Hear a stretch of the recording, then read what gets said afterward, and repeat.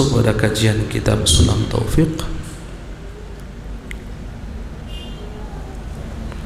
Qala al-musannifu rahimahullahu ta'ala wa nafa'na bihi wa bi'ulumihi wa amaddana bi asrarihi wa a'ada alaina min barakatihi amin ila an qal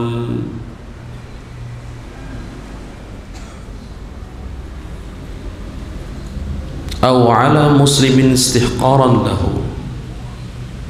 Pembahasan kita masih tentang kemaksiatan lisan.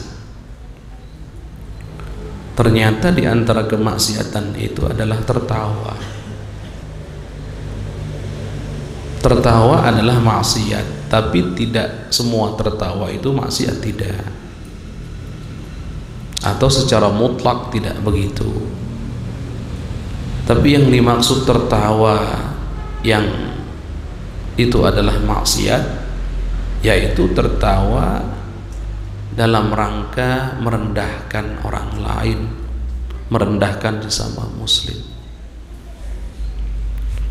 Walaupun mohon maaf, merendahkannya dalam irama canda, dalam irama canda. Contoh, ada salah seorang, dia bercanda, tapi candaannya ini merendahkan temannya, kemudian teman-temannya yang lain mentertawakan, maka tertawa tadi itu adalah maksiat, dosa, karena mengandung merendahkan pada orang lain. Maka dalam bentuk apapun merendahkan seorang muslim adalah haram, tidak diperbolehkan sama sekali. Dalam bentuk serius atau dalam keadaan canda, haram, tidak boleh. Inilah agama Islam, agama yang menjaga kehormatan pengikutnya, menjunjung tinggi rasa atau kewajiban saling menghormati satu dengan yang lainnya. Agama Islam mengajari kita kehormatan yang sesungguhnya, atau menghormati sesama yang sesungguhnya, bukan menghormati basa-basi atau menghormati ala kadar atau menghormati setengah-setengah. Tidak. Agama Islam itu mengajari kita semuanya untuk menghormati, memuliakan saudara-saudara kita yang sesungguhnya. Kami ulangi sekali lagi, yang sesungguhnya. Dimulai dari menghinanya, meledeknya, itu diharamkan. Canda saja, yang kalau canda tersebut ada hinaan, meledek, haram hukumnya. Tertawa, walaupun tertawanya kecil, begitu aja ketawa sambil nutup mulut, itu juga tetap haram kalau tertawanya dalam konteks merendahkan orang lain.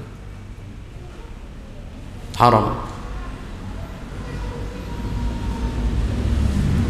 Mungkin ada yang bertanya, Ustadz, itu kan di depannya, Ustadz, di hadapan orangnya. Kalau di belakang orangnya bagaimana? Tetap saja yang namanya menghina, merendahkan mesti diharamkan. Menggunjing haram, padahal orang yang digunjing tidak ada di depannya. Barangkali yang digunjing di saat orang lain menggunjingnya, yang digunjing itu sedang makan, sedang tidur, gak terpengaruh, gak mengganggu aktivitasnya. Tapi sekali lagi, inilah komitmen Islam. Namanya menghina, meledek tetap gak boleh, walaupun di belakang orangnya. Ada itu. Terang-terangan di depannya nggak boleh, walaupun dikemas dalam bentuk canda tetap nggak boleh, tetap haram hukumnya. Walaupun di belakangnya tetap haram, di belakangnya tetap haram.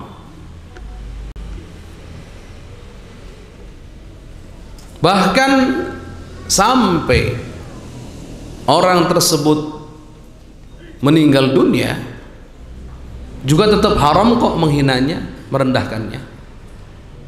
Sampai bagi Nabi mengingatkan, uzkuru mahasina mautakum, ingat-ingat, sebut-sebut kebaikan-kebaikan orang yang meninggal di antara kalian. Nggak boleh sudah, pokoknya urusan dengan kehormatan ini dijaga betul. Di depannya tidak boleh, di belakangnya juga tidak boleh, saat masih hidup nggak boleh, bahkan saat sudah meninggal pun juga tidak boleh. Kehormatannya betul-betul dijaga. Seorang muslim itu begitu, dijaga betul kehormatannya. Bahkan mohon maaf, kalau merendahkannya di hati saja, merasa diri kita lebih baik daripada orang lain, menganggap orang lain rendah, apakah boleh? Jawabannya tetap tidak boleh. Walaupun tidak ada yang tahu selain Allah, tetap tidak boleh. Urusan kehormatan seorang muslim, tetaplah kehormatan seorang muslim, baik dia ada di hadapan kita, dia tidak ada di hadapan kita, masih hidup, sudah meninggal, terucap dengan lisan ataupun hanya dalam hati saja, menghina, merendahkan, tetap saja tidak boleh. Membencinya tidak boleh. Ini kaitan dengan kehormatan tadi. Ini nggak sembarangan. Jadi beruntung, jadi umat Islam itu beruntung, dijaga oleh Allah kehormatannya. Nah ini, maka tidak heran kalau kita tahu prinsipnya, sehingga ada permasalahan yang menjelaskan bahwa tertawa, ngeledek, menghina, merendahkan sesama muslim itu hukumnya haram. Bahkan selain muslim juga tetap tidak diperbolehkan untuk merendahkan, menghina dan seterusnya itu. Oke, kita lanjutkan ya. Wa kathmu syahadah, dan menyembunyikan kesaksian. Menyembunyikan kesaksian, menyembunyikan ilmu nggak boleh. Maka otomatis menyembunyikan kesaksian yang berdasarkan dengan fakta juga nggak boleh. Kalau ada seorang muslim, dia dipanggil untuk memberikan kesaksian, maka wajib memberikan kesaksian yang benar. Kalau kok dia tidak mau datang untuk memberikan kesaksian, dia salah. Atau datang memberikan kesaksian yang palsu, dia juga salah. Suruh bersaksi, bersaksi yang benar, bersumpah, bersumpah yang benar.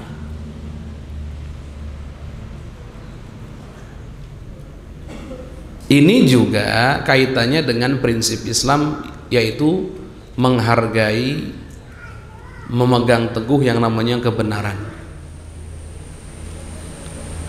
Kebenaran itu betul-betul dipegang teguh, sampai dikatakan qulil haqqa walau kana murra, katakan yang benar walaupun pahit. Pegangi yang namanya kebenaran itu. Tapi awas ya, yang tadi kami sampaikan qulil haqqa walau kana murra, katakan yang benar walaupun pahit, bukan berarti kalau ngomong asal benar nggak menjaga perasaan orang lain, nggak begitu. Karena ada prinsip lain mengatakan likulli maqamin maqal wa likulli maqal maqam. Setiap tempat ada perkataannya yang tepat, setiap perkataan ada perkataan yang, setiap tempat ada perkataannya yang tepat, dan setiap perkataan itu ada tempatnya yang tepat. Bukan berarti katakanlah yang benar walaupun pahit, kemudian ngomong menasehati dia, orang yang lagi salah di depan umum misalkan, yang mana akan merasa, yang dinasihati akan merasa direndahkan dan seterusnya. Itu kan salah metode namanya. Nah jadi gitu, Islam itu menghargai kebenaran, bahkan menjadikan kebenaran itu sesuatu yang mutlak harus dipegangi oleh kita. Sehingga yang menyembunyikannya adalah dosa, yang tidak membelanya adalah dosa. Makanya kalau ada orang maksiat di depan kita, tentu dia salah. Kemudian kalau kita diem saja, tidak melakukan yang namanya nahyu mungkar, mencegah dari kemungkaran, dosa kita. Walaupun ada urutan kan, namanya mencegah kemungkaran itu bisa dengan tangannya jika memang mampu, atau dengan lisannya jika tidak dengan tangan, atau dengan hatinya minimal. Yang jelas kebenaran adalah kebenaran, harus diakui. Salah adalah salah.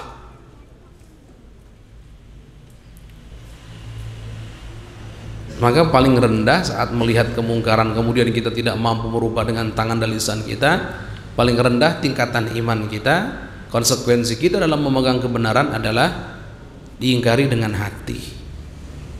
Kebenaran mutlak harus dipegangi betul oleh kita semuanya. Bahkan Al-Quran sendiri, Allah Subhanahu wa Ta'ala sendiri yang memerintahkan kita untuk berjalan sesuai dengan ilmu dan mengikuti kebenaran.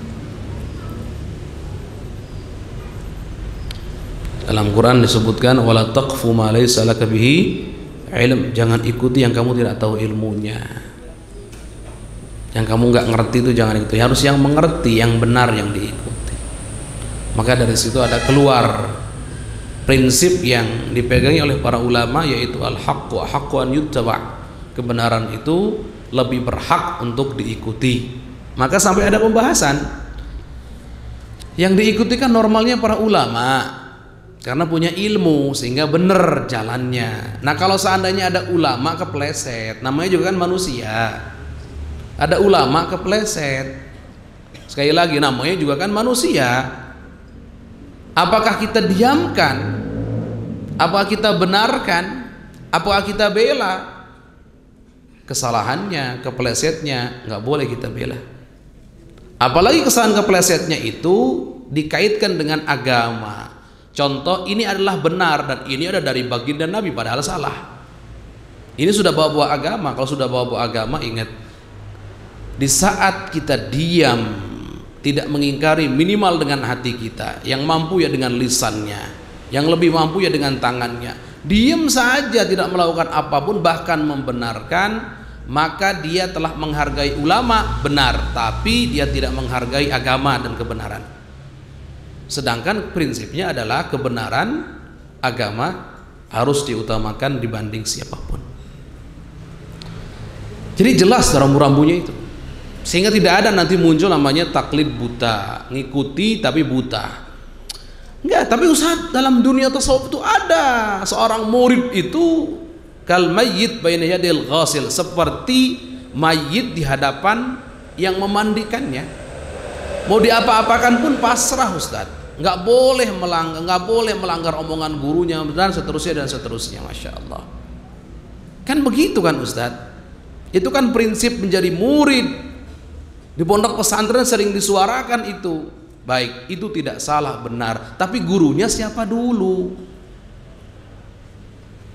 Kan guru pun juga ada beda-beda. Ada syekhut ta'lim, guru yang hanya mengajarkan teori, tidak mengajarkan praktek sama sekali. Contoh, sholat 5 waktu wajib ya nak ya, wajib, ayo kita sholat 5 waktu, ayo. Masalah muridnya sholat nggak sholat, terserah.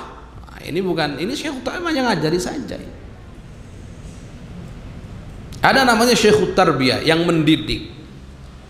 Bagaimana caranya sholat benar, wudhu benar, dipraktekkan betul. Ngaji benar, ini seterusnya. Ini rata-rata di pondok pesantren. Ini harus lebih dipegangi lagi. Ada yang terakhir, yang paling hebat adalah Syekhul Fatah, guru yang mengantarkan kita kenal dengan Allah. Ini tarbiyahnya, tarbiyah atau pendidikan hati yang hebat. Normalnya guru-guru semacam itu yang sudah selesai dengan pribadinya, nggak ngikuti hawa nafsunya, selesai sudah, hawa nafsunya kalah sama beliau. Sehingga orang-orang semacam ini yang dipegangi adalah kebenaran mutlak. Terus yang diinginkan dari murid-muridnya adalah yang benar-benar semuanya, yang baik-baik. Nah ini yang begini, inilah yang diikuti, omongannya jangan dilanggar. Kenapa? Karena beliau memang levelnya adalah orang yang sudah kenal dengan Allah, selesai dengan dirinya atau hawa nafsunya. Yang diinginkan dari muridnya adalah kebaikan. Orang seperti ini seperti seorang dokter yang amanat, yang ahli di bidangnya, yang sedang mengobati pasien. Apa ada pasien mengatakan, saya nggak mau resepnya ini dok? Nggak bisa.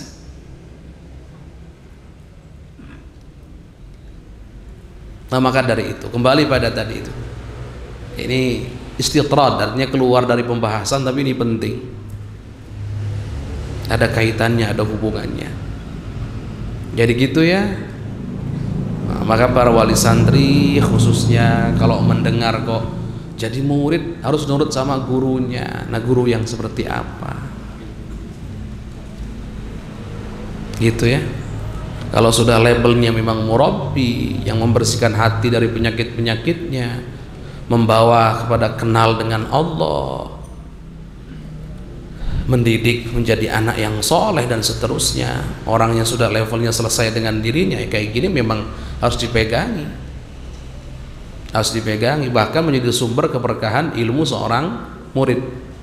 Keridhoannya adalah keberkahan, murkanya adalah kecelakaan, ya gitu ya, insyaallah. Jadi justru simpelnya adalah karena yang begitu itu karena ada kebenaran yang ada dalam diri beliau itu yang benar, karena mengikuti kebenarannya kadarnya sudah sangat tinggi. Baik, kita lanjutkan. Jadi ini prinsipnya, megangi erat-erat yang namanya kebenaran. Siapapun yang menolak kebenaran dia salah, yang melanggar kebenaran dia salah. Maka saat ada orang tahu kebenaran kemudian dia wajib untuk bersaksi menjelaskan kebenaran tersebut, kok nggak mau menyembunyikan kebenaran, berarti kalau begitu dia haram, dapat dosa. Au nisyanul Quran, dan diantara ini kemaksiatan juga adalah melupakan Al-Quran. Awas, ini ada pembahasan yang sensitif berkaitan dengan menghafal Al-Quran. Ada sebuah riwayat mengatakan, uridat alayya dhunubu ummati falam ara fiha syai'an a'zama min hamil Quran wa tarakahu al-hadits atau kama qala. Maknanya gimana? Aku melihat dosa-dosa umatku dalam sebuah riwayat, terruwiyat, diriwayatkan. Kemudian aku melihat dosa-dosa yang besar-besar, tapi yang paling besar itu adalah dosa di antara umatku ada yang menghafal Al-Quran kemudian dia lupa. Ini namanya lupa terhadap Al-Quran. Nah, apakah ini yang dimaksud termasuk maksiat tadi? Kalau sudah hafal tidak boleh lupa sama sekali, atau bukan? Para ulama menjelaskan yang dimaksud lupa Al-Quran itu bukan yang sudah hafal kemudian lupa berarti dia dosa, enggak begitu. Makruh iya, enggak baik iya, tapi enggak dosa kalau yang begitu. Satu riwayat-riwayat yang menunjukkan hal itu adalah riwayat-riwayat yang tidak kuat.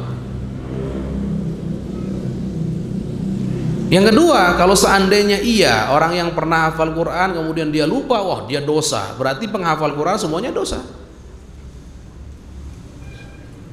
Kenapa? Karena resiko menghafal sebagai seorang manusia pasti ada lupanya. Kalau sudah begitu nanti ini sama dengan memotivasi untuk meninggalkan menghafal Al-Quran. Orang nanti nggak mau ngafal Quran. Kenapa? Ngapain ngafal Quran? Nanti kalau lupa dosanya gede, gitu kan, repot kalau gitu. Ah, saya mah nggak mau ngafal Quran, berat nanti. Oh, anak melupakan Al-Quran tuh dalam kitab-kitab dijelaskan maknanya melupakan Al-Quran itu dosanya besar, bahkan lebih besar daripada dosa-dosa besar yang lainnya. Allah, enggak begitu, enggak seperti itu. Awas, yang dimaksud lupa Al-Quran di sini nomor satu maknanya adalah meninggalkan Al-Quran, artinya meninggalkan mengamalkan Al-Quran, itu yang benar nomor satu tuh. Bahasa Arab itu nisyan itu sering bermakna tark. Lupa itu makna yang dimaksud adalah meninggalkan. Sebetulnya dalam bahasa Indonesia juga begitu kan ya. Contoh-contoh, ada seorang bapak punya anak, bercerai dengan istrinya. Kemudian si bapak ini punya kewajiban menafkahi anaknya, dia tidak melakukan kewajibannya, tidak menafkahi anaknya dalam berapa tahun, nggak menafkahi anaknya. Maka orang-orang mengatakan, si Anu mah lupa sama anaknya. Maksudnya lupa gimana? Tidak menunaikan kewajibannya sebagai orang tua. Dalam bahasa kita pun juga begitu. Nah, maka di sini melupakan Al-Qur'an maksudnya adalah tidak mengamalkan isi Al-Qur'an. Gitu. Bukan yang hafal kemudian lupa, enggak. Walaupun itu juga tidak baik, tapi kan kalau harus dihadapkan dengan dosa besar, ini lebih tidak baik lagi. Nah, ada pembahasan detail dari para ulama. Pertama, riwayat-riwayat itu ada, cuman levelnya tidak sampai derajat yang kuat yang bisa diambil sebagai hujjah dalam bab hukum yang di dalamnya ada mengharamkan atau menjelaskan tentang dosa besar. Enggak. Baik, kembali sudah menjadi makna melupakan Al-Qur'an yang merupakan dosa itu di sini adalah meninggalkan pengamalannya. Atau kata para ulama, memang lupa beneran. Lupa beneran itu gimana? Enggak baca-baca Al-Qur'an sampai lupa cara bacanya. Jadi dua itu tuh. Tidak mengamalkan isinya atau enggak baca-baca Al-Qur'an sampai cara bacanya pun juga lupa. Jadi seakan-akan musuh dengan Al-Qur'an itu. Musuh dengan Al-Qur'an itu.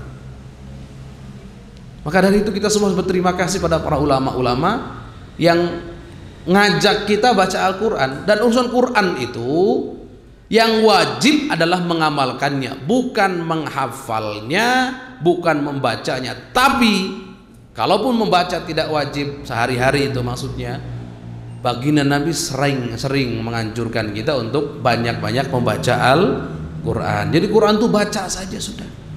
Faham bonus dan itu bagus. Nggak paham artinya baca saja juga sudah bagus. Intinya jangan berhenti.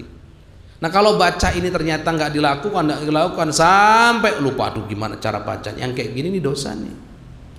Ini kayak musuhan dengan Qur'an dia nih. Sedangkan Al-Qur'an itu awas, Al-Qur'an itu laka wa alaik, bisa menjadi keuntungan untukmu dan bisa menjadi sebab kerugian untukmu.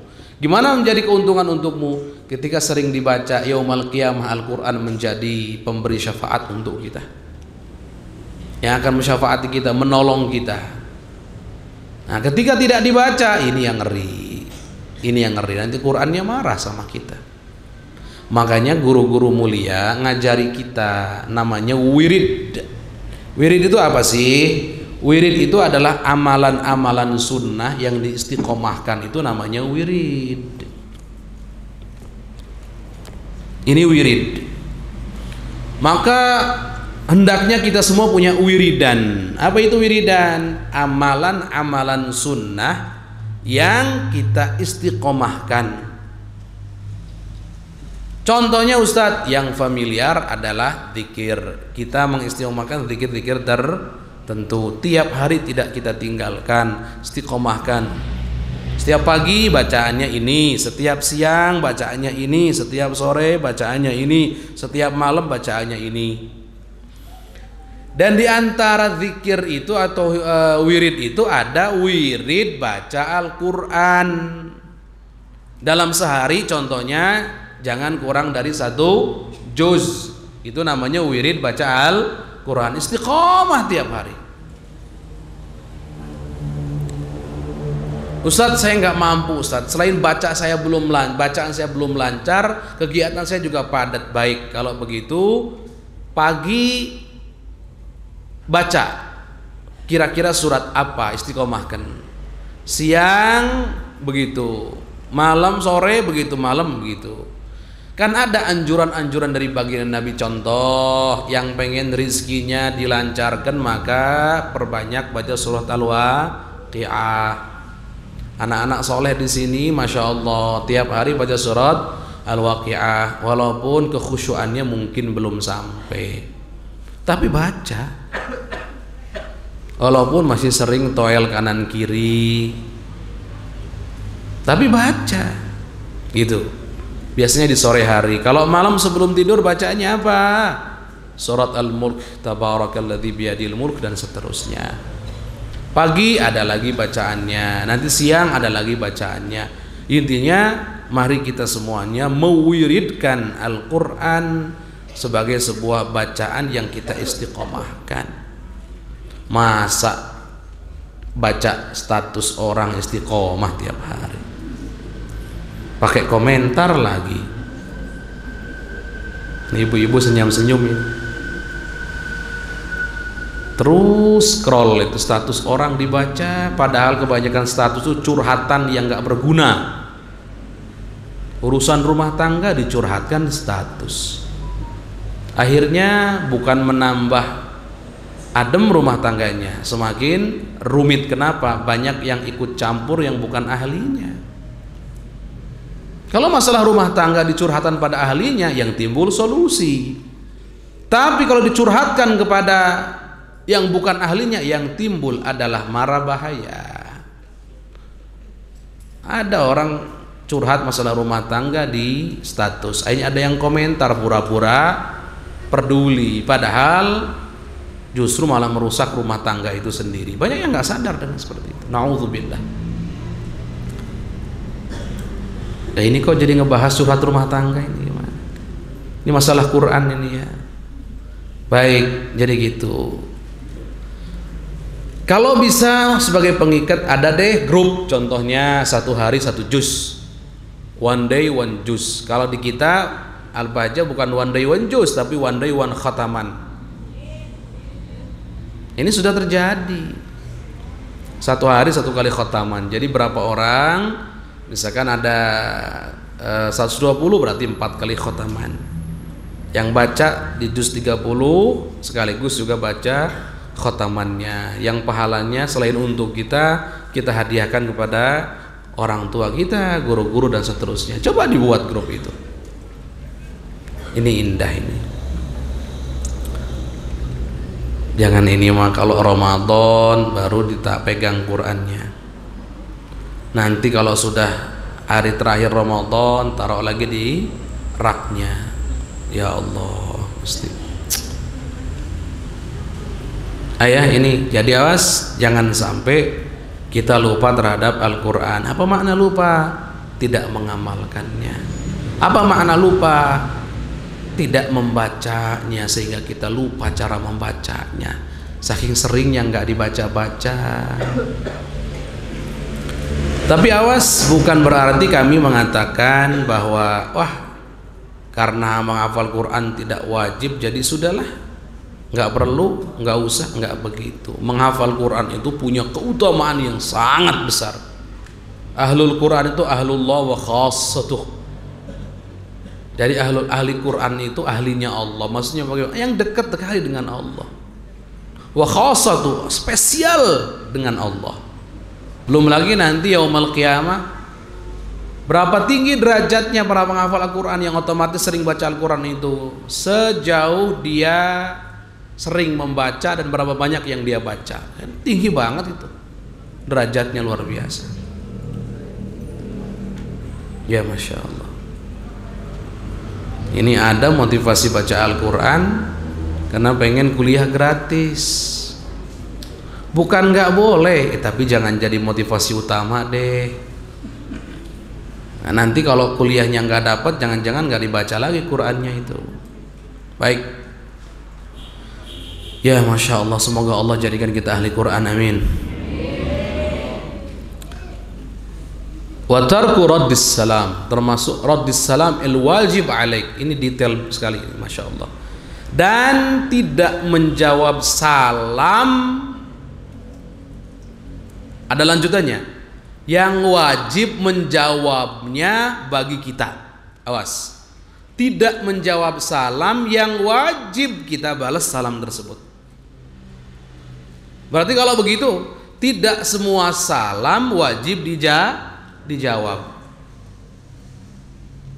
Nah, yang dosa itu yang mana? Salam yang wajib dijawab oleh kita kemudian tidak dijawab, itu yang dosa. Tapi kalau salamnya nggak wajib dijawab oleh kita nggak jawab, ya nggak dosa. Jadi bedakan dulu. Ada salam yang wajib kita jawab, ada salam yang nggak wajib kita jawab. Boleh tapi tidak wajib. Tidak wajib. Pak Ustadz, kan katanya menjawab salam itu hukumnya wajib. Itu hukum asalnya. Tapi ada pengecualian-pengecualiannya. Ada para ulama mengumpulkan pengecualian-pengecualian yang kita tidak wajib menjawab salam. Jadi keadaan-keadaan kita nggak wajib jawab salam. Ada 22 sebagian. Imam Suyuti dan yang lainnya mengelompokkan atau menghitung sampai menyebutkan sampai 22. Di antaranya apa itu? Di antaranya ada dalam Nadhaman Raddus Salam wajibun illa ala man fi salati aw bi aklin syaghala aw syurbin ila akhir aw dzikrin aw qiraah dan seterusnya. Apa saja itu? Menjawab salam itu wajib hukum asalnya, kecuali orang yang sedang sholat. Contohnya, orang sedang sholat itu tidak wajib menjawab salam. Nah itu orang yang sedang sholat nggak wajib jawab salam. Bahkan jangan dijawab, ini repot nanti. Tapi jelas tidak wajibnya. Lagi sholat, assalamualaikum, waalaikumsalam, lanjut lagi, nggak usah. Sudah lagi sholat, lanjutkan sholatnya. Atau lagi makan, sibuk makan, au bi aklin syaghala, lagi sibuk makan, ada orang assalamualaikum. Gimana itu? Nggak wajib dijawab salamnya. Selesaikan dulu makannya. Atau berhenti dulu, baru jawab. Kalau lagi sibuk mau waalaikumsalam, nanti muncrat semua yang di mulut itu. Ini ya, orang tua kita tuh ngajari baik-baik. Dulu sebelum kami ngaji begini, sebelum ngaji sebagai seorang santri yang ngaji kita tiap hari, kami tuh sudah dengar bahwa ada orang tua itu yang kalau lagi marah, anaknya lagi makan, nggak mau, berhenti marahnya. Kenapa? Salam saja yang normalnya wajib, kalau lagi makan nggak wajib kok. Nah sekarang marahnya orang tua, masa anak lagi makan nggak bisa dipending marah? Kan orang tua marah nggak wajib hukumnya. Coba dipikir sedikit lagi tuh, dipikir. Orang tua kalau lagi marah, Pak Bu, kalau anak lagi makan berhenti, nggak usah marah. Ada makna tersendiri di situ. Lihat, jawab salam itu hukumnya apa? Wajib, selesai. Tapi kalau lagi makan berubah menjadi tidak wajib. Berarti makan itu penting nggak dalam syariat Islam? Penting ya. Kalau nggak penting nanti nggak makan ya nggak bisa ibadah, jangan salah. Apalagi orang tua nih, orang tua lagi ngomong-ngomong, kamu ini begini. Kalau lagi makan jangan, biarkan dia selesai makan dulu. Ini diantaranya ya, ada kaitan dengan ini. Jangan diganggu deh. Bahkan ngobrol pun juga waktu saat lagi makan, kalau bisa hindari deh. Biarkan dia sedang menikmati nikmatnya Allah Subhanahu wa ta'ala, makan. Tapi yang sibuk makannya ya, lagi sibuk makan. Au syurbin au qiraatin au ad'iyah. Atau lagi minum gelak. Assalamualaikum, waalaikum. Nah, itu kan repot. Enggak wajib. Atau lagi baca Quran, ada yang salam, nggak wajib baca, nggak wajib untuk dijawab. Berhenti dulu bacanya baru dijawab. Atau sedang berdoa ada orang salam, nggak juga wajib dijawab. Atau lagi berzikir juga nggak wajib. Atau sedang khutbah juga nggak wajib. Atau sedang talbiyah juga nggak wajib. Atau sedang sibuk, betul-betul sibuk, sedang membantu orang, sibuk betul membantu orang menyelesaikan hajat-hajatnya juga nggak wajib. Atau saat iqamah, Allahu Akbar, ada orang assalamualaikum, lanjut aja iqamahnya. Atau ada azan, Allahu Akbar, kemudian ada orang assalamualaikum, lanjutkan azannya, jangan diputus, lanjut. Atau anak kecil yang belum baligh itu yang mengucapkan salam, kita belum wajib menjawabnya. tapi tetap dianjurkan untuk menjawab. Anak kecil 2 tahun 3 tahun, assalamualaikum. Enggak. Ada orang mabuk-mabukan kemudian dia assalamualaikum, enggak wajib dijawab. Au syabbatun yukhsha biaftitanu, atau jika yang mengucapkan salam adalah seorang pemudi, seorang wanita. Kepada siapa? Kepada kita seorang pria. Dia posisinya sedang sendirian, kita juga sendirian, ketemu di jalan, assalamualaikum, enggak wajib dijawab. Kenapa? Khawatir timbul fitnah. Mulai dari salam, lama-kelamaan salam-salaman, dari salam-salaman nanti ketemuan, dari ketemuan nanti kamar-kamaran, kalau sudah kamar-kamaran hamil beneran. Ini repot kalau udah gitu. Iya kan begitu urutannya itu, mulai dari salaman ke salaman, musafahah itu, terus naudzubillahi min Allah. Enggak kalau ada fitnah, kecuali kalau mereka banyak, salah satunya assalamualaikum enggak masalah dalam jamaah, itu ya dijawab. Maka dari itu mohon maaf kalau ada yang telepon dan dia ternyata seorang wanita yang bisa menyembuhkan fitnah, gimana? Assalamualaikum, suaranya mendayu-dayu, gimana? Enggak dijawab enggak apa-apa, langsung tanya ada apa, gitu aja. Jadi laki-laki yang terhormat coba, ini ada penipu saja, nomor nggak dikenal, assalamualaikum suara mendayu-dayu sudah luluh. Nah, dan jadi wanita juga yang terhormat, nggak perlu nelpon orang-orang atau lawan jenis yang tidak ada hajat sama sekali, itu nggak perlu.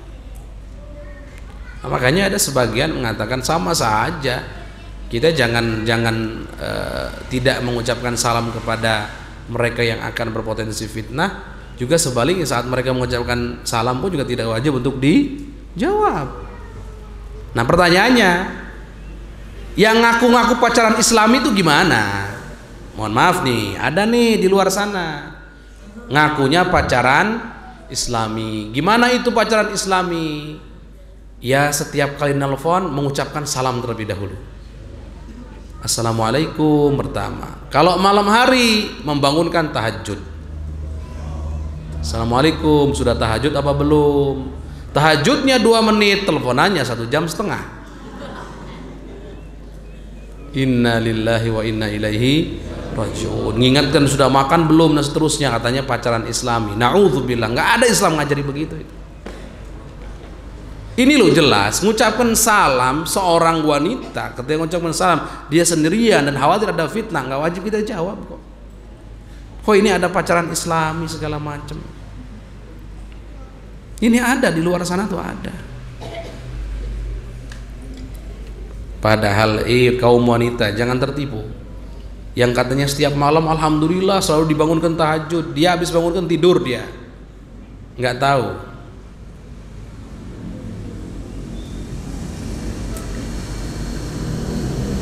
Au fasiqun, atau orang fasik. Au fasiqun wa fasikin, orang fasik yang mengucapkan salam nggak wajib.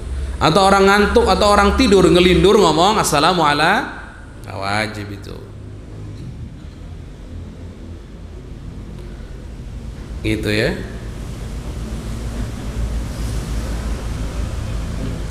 Atau nggak wajib juga, mohon maaf, saat berhubungan suami istri, itu juga ketika ada yang salam nggak wajib bagi kita jawabnya, nggak wajib. Atau saat sibuk ngurus perkara ya, perkara-perkara yang lapor-laporan itu, nah itu juga enggak, lagi sibuk begitu, sedang diskusi penting ini, mencari kebenaran ini dengan ini, mana haknya ini ngaku begini, lapor begini, enggak. Atau sedang di kamar mandi, atau tidak wajib yang kalau mengucapkannya orang yang, mohon maaf, orang yang hilang akalnya, atau bagi orang yang hilang akalnya. Nah sudah, nah, ini ada 22 ada 22 gambaran atau kasus di mana tidak wajib menjawab salam. Tapi dalam keadaan normal, di saat wajib menjawab salam kok kita nggak jawab, maka dosa. Walaupun lagi marah kayak apa, salam mah dijawab saja, jangan sampai nggak dijawab.